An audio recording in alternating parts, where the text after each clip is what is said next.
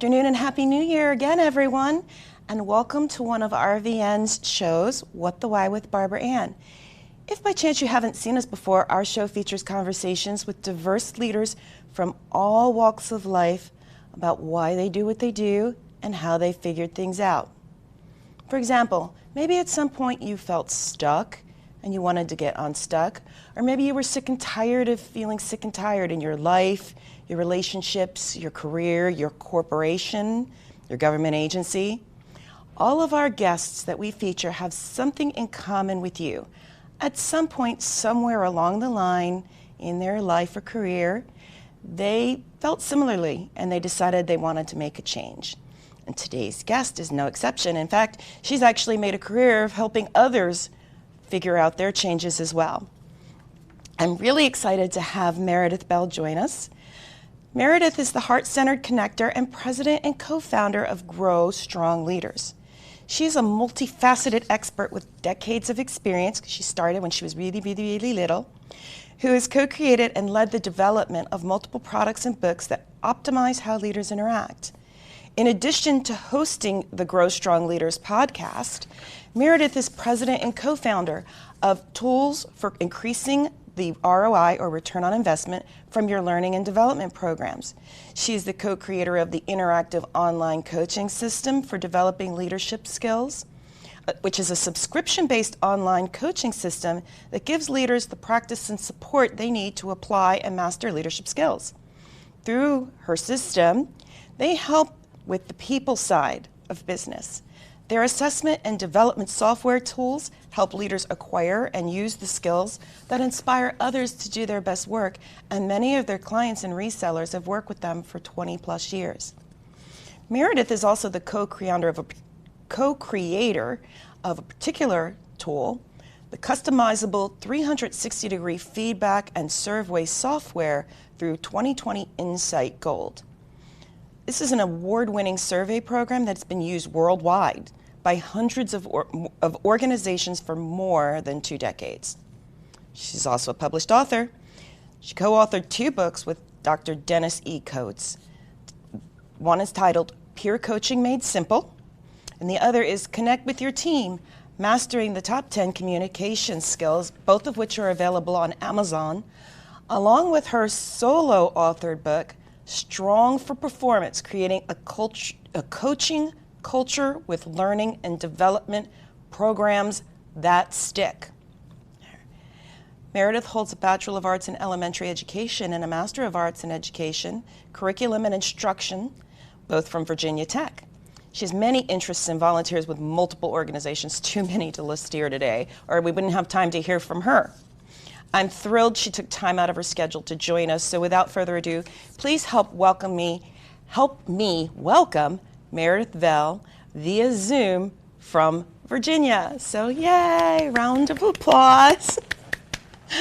Welcome. Thank you, Barbara Ann. I'm excited to be here with you today. Oh, me too. So I know you're familiar with the format. And we're in season 2, and that format still hasn't changed. After I read down the list of all of the amazing things, and that's just for those of you who are watching, that's just a sampling of some of the many accomplishments that Meredith and people that she's worked with have had over the past few decades. But I'm curious to know what little person Meredith wanted to be when she grew up. You know, honestly, Barbara Ann, that has not changed. Just the location, because I always wanted to be a teacher. Okay. And as a kid, I would gather, friends from the neighborhood, and I would stand up in front of the class and give instructions. So I practiced a lot. And then when I went to college, I did get my degree in elementary ed, as you mentioned, and I taught elementary school. And for a few years, I did enjoy it, but then I discovered I got bored with repeating the same lesson plans. Okay. So I got my master's and I moved into supervisory roles in the administrative school board office, where I was doing some training and teaching with other teachers. And then I discovered I don't do bureaucracy or politics well. And so I decided that wasn't the place for me anymore. So I left no business background. So this should give hope to your listeners, your audience who don't have certain experiences and think they need to get them before they, jump into something new. I'm a prime example of somebody that you can figure it out along the way. So back then, there was no internet, there were no resources other than audio cassette tapes and books, which I studied. And what I decided to do was be a solo consultant and trainer. So I kept this theme of teaching. And what I'd always loved was this area of people skills around communication. So I started doing training programs for companies in that area, which evolved into leadership development and team building. Then I met one of my two business partners that I've worked with now for over 30 years. We started collaborating. Made sense to put our businesses together. We brought in a third partner. We continued to do training for a while, and then we decided, you know what, we want to use, as you mentioned, a 360-degree feedback tool. Good one didn't exist back then. So we created our own and launched that, again, not having a clue what it meant to be a software company. But my role continued to be in the teaching area in that I was doing the marketing and sales. So I was teaching people how to use our products. I was teaching our resellers how to introduce our product to others. And so for the last many years, that's what I really focused on. And through our books, through my podcast, I feel like I'm still in the spirit of teaching. So I've continued to evolve in the way I express that longtime desire. Wow, that's awesome. Because I don't get a lot of people who, they might be doing a version of something that they wanted to do, but you really kind of knew early on what your purpose was going to be. It was just a matter of where you were going to apply it, so which is really, really interesting. What do you think are the top 2 or 3 things that contributed to, because you could have offered those services in school settings, administrations, how did you decide that working with businesses versus staying in academia, doing similar work, was your path, or do you do both? We've really focused more on organizations. So we've worked with private and public companies, government agencies. Some school systems have used our products. But initially, when I decided to launch my own solo practice, I relied on, for marketing, the thing I knew how to do, which was speak in front of other people. And so I started speaking before civic groups, professional associations, and people who were in the audience that were working at a specific kind of company, or it might have been a CPA firm, would come up to me afterwards and talk about how they could use my services. So I really followed where the interest led instead of going after school systems. Now, you say you've been doing this for over 30 years. You're at a point in your career where you've worked with so many. Getting started is a challenge, and it took some courage for you to go from, kind of a steady position. Not a lot of people. Actually, one of my best friends just moved to Virginia, and she stayed in academia in her role. And it's challenging. There's an aspect of fear with making that kind of a pivot. So how did you find the courage to go from, say, even though the bureaucracy wasn't for you, it still had a steady paycheck and a level of comfort? I did.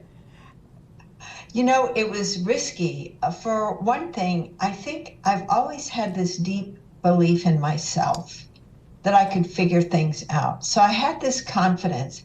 I was ignorant of what I didn't know. So I just plowed ahead. I would study and learn some things to do and try them and see what worked. I'm willing to experiment. I'm willing to jump in where I don't know the answer, but I am confident I can discover what will work. And so I just kept playing with things. The other thing is I had just gotten married, and my husband was very supportive of me pursuing this career. I think if he had been, negative or hesitant or expressed some doubts, I would have been less confident.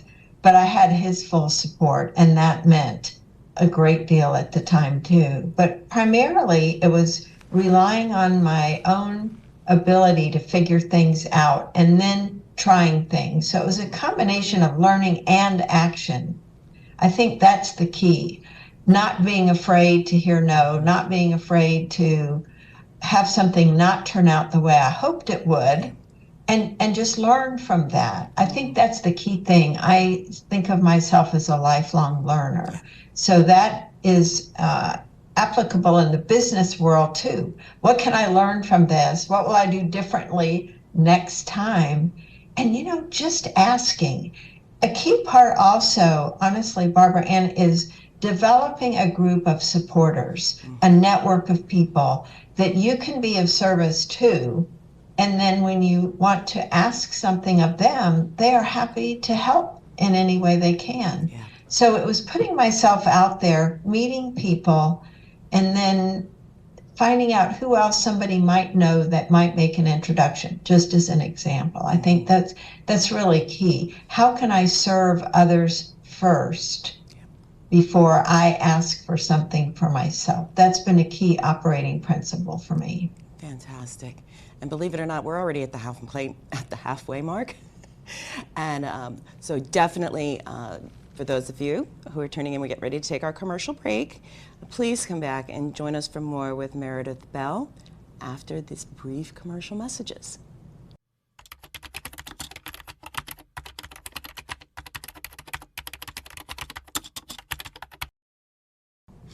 Welcome back to What the Why, and today's very special guest, Meredith Bell. Before the break, we were having a conversation, and Meredith was explaining about how really so much of her motivation and her ability to move forward was her support system that she surrounded herself with, people that she knew she could trust and care, and her mindset and her willingness to learn. Always a student, willing to learn from whatever came her way. And so you were talking especially about your support system, your husband being such a huge support, and surrounding yourself with other like people who could also help motivate you. If you could talk a little bit more about how you did that, because there are people out there that want to support people and lift them up, and then there are people who see you more as a competitor and aren't necessarily always looking out for your best interests. And sometimes people struggle to identify which is which. And so how did you figure out who to include in this significant journey that you were taking?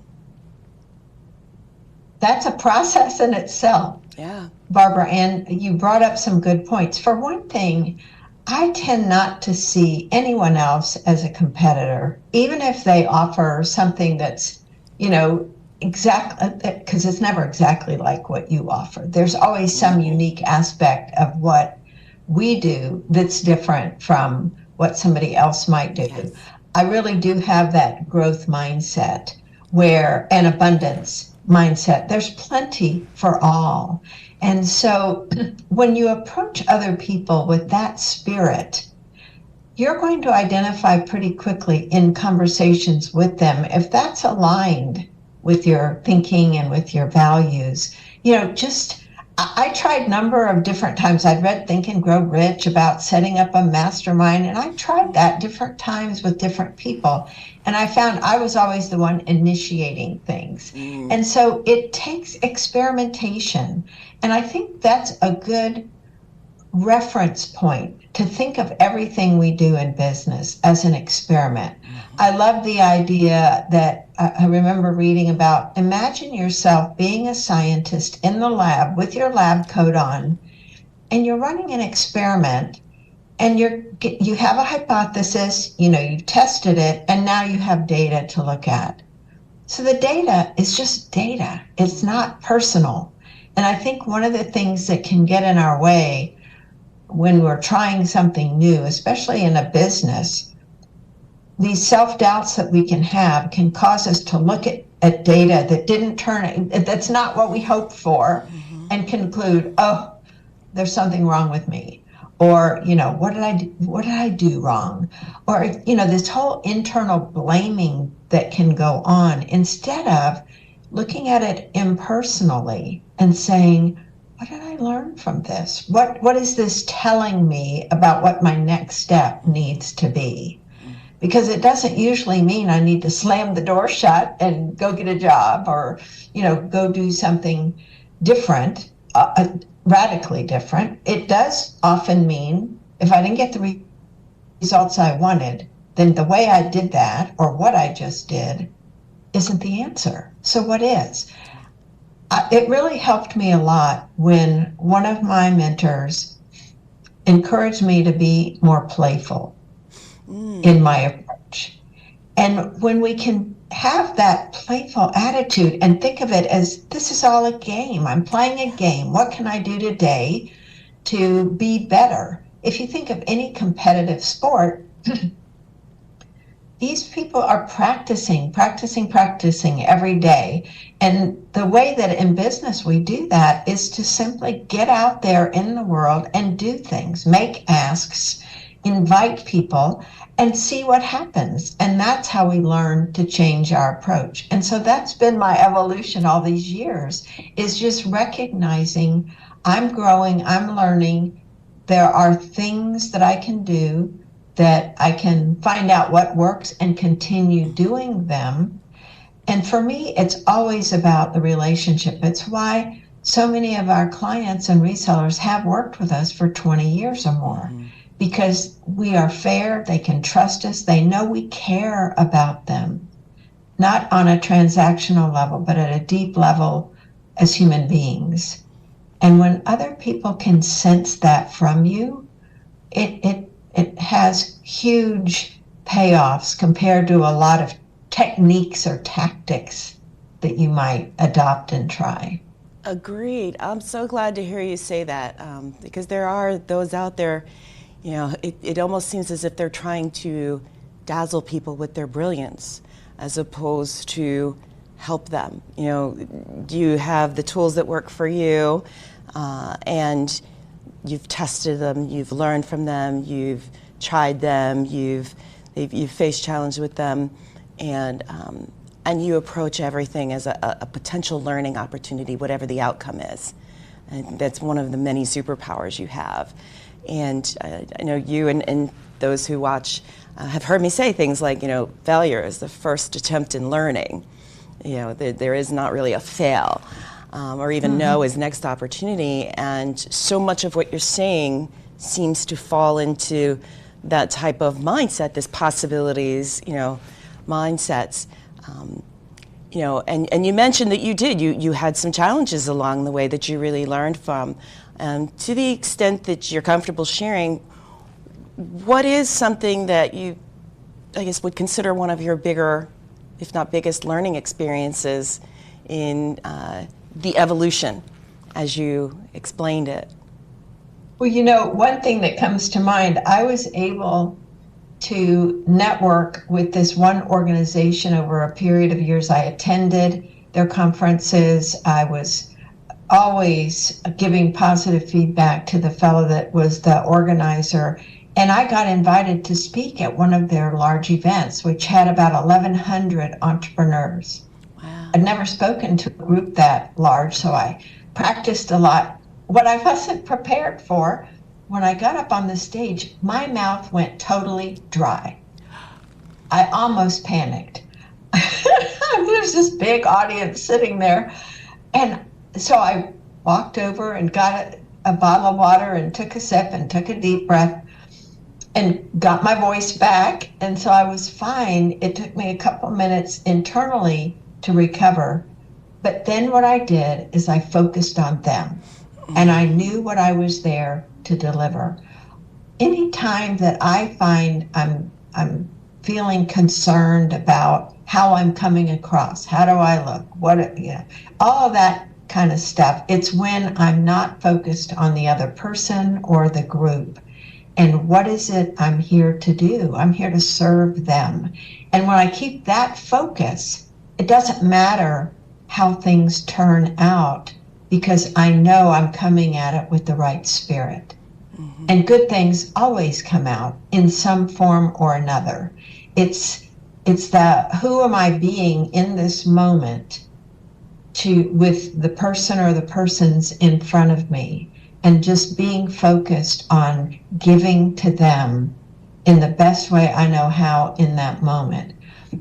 Our own self-talk and self-criticism is what can get in our way and hold us back. Because if we start telling ourselves stories, oh, I can never talk in front of a group again, I blew that, and going on and on, then we can create a situation in our own minds mm-hmm. that prevents us from taking the action that would make a huge difference mm-hmm. in the results we got. Yeah. So monitoring my self-talk has been a huge element of my own growth and development. What am I saying to myself? Am I loving to myself? Mm-hmm. Would I talk to my best friend like this? Yes, exactly. Never. Yes. You know, I think that's a really important element.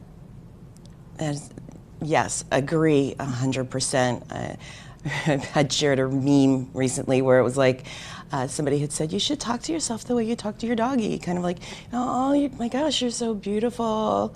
You know, you're doing a great job. Things like that. We do often say things to ourselves that we would never say to anybody that we love. And it you see people and you look at what they're doing and they are holding themselves back by not even trying. And it's almost like rather than fail, they just, why try? Or they convince themselves they're going to fail before they even start, thereby ensuring that they will. Yeah, if we can turn that around and ask the question, you know, what's one step I could take yes. to move forward with my goal today? In fact, I don't even call it my to-do list anymore. It's my playlist. And that brings a lightness to it. I tend to be a serious person. You know, I take things seriously. And it's like, this is no time to joke. And yet, oftentimes when I'm taking myself or a situation too seriously, that's the exact time mm-hmm. to lighten up. Because when we get very intense and anxious about something in front of us, we lose the ability to be curious yes. and creative. And that's where the magic can happen. Yes. If we ask questions and play with questions, well, what's one thing I could do to get a different outcome than I got today? Mm-hmm. What would I like to do instead of, or who do I want to be in order to make this happen? Because I can be whoever I want. I'm not caught up in a set identity yeah. of who I am. I can stretch. I can be whoever the situation calls for mm-hmm. in that moment. And when we realize we have that kind of power, it frees us to try new things and not be overly concerned about the outcome. It's the process and the practice mm-hmm. that are going to help us get where we want to go. Yeah. So as we get close to wrapping up, as I mentioned, you're, published author 3 times plus, as well as a podcast host of your own. What, if any, questions during the interview would you have asked yourself that I might not have?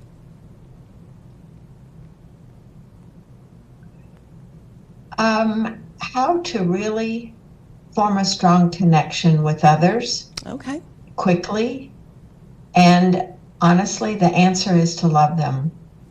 To come from a spirit of genuinely caring about their well-being. Because when people sense that, it's so rare. Most people are focused on what they want or need to get out of a situation. When they sense that you are tuned into them, you're really focused on what they're saying, who they're being, you're fully present. Yeah. And your spirit of love is coming through. It really is like magic, because it's not manipulation, it's not phony, it's genuinely caring about another person. and being present for them. And that is an awesome note to end on. So what is the best way for people to contact you online? I mean, your books are on Amazon, but I'm on LinkedIn and Facebook and Twitter, but LinkedIn is probably my primary focus. And our website is growstrongleaders.com, and there's a place to connect with me there, to contact me, and that's where our products, books, and my podcast live. So that's a great place to find everything that we offer. Perfect. All right. Thank you so much for taking time out of your schedule to join us today. I think you had a lot of good things for people to think about as they move forward with all of their intentions in 2023 and beyond. So thanks again. Thank you, Barbara Ann. Oh, you're welcome. Now, we've also got some other guests coming up. We're officially in 2023 on season 2. And so some of our upcoming guests include Belle Walker, engineer turned organizational change consultant, and Joanne Morton, positive energy artist and owner of Magic Passion Love Art, and many, many more that we're working out confirming with. Please believe me when I say you don't want to miss what any of our future guests have to say about their journeys. And if you missed any of our past guests and want to check out what they had to say, you can catch all of season 1 on demand on the What the Why page of RVN's television website, as well as on Roku. I did want to mention, thank you for watching us. You have so many viewing choices these days, so we really appreciate that you are taking time to watch us, and we hope you're also telling a friend or a colleague about us. And please remember, whether you want to make changes in your life or career or relationships, big or small, please join us again for more informative, inspirational, educational conversations with guests such as Meredith Bell, who overcame whatever fear, obstacles, challenges, even if they knew what they wanted to do from when they were little, to find their why purpose, overcome those fears and obstacles, and live their core purpose.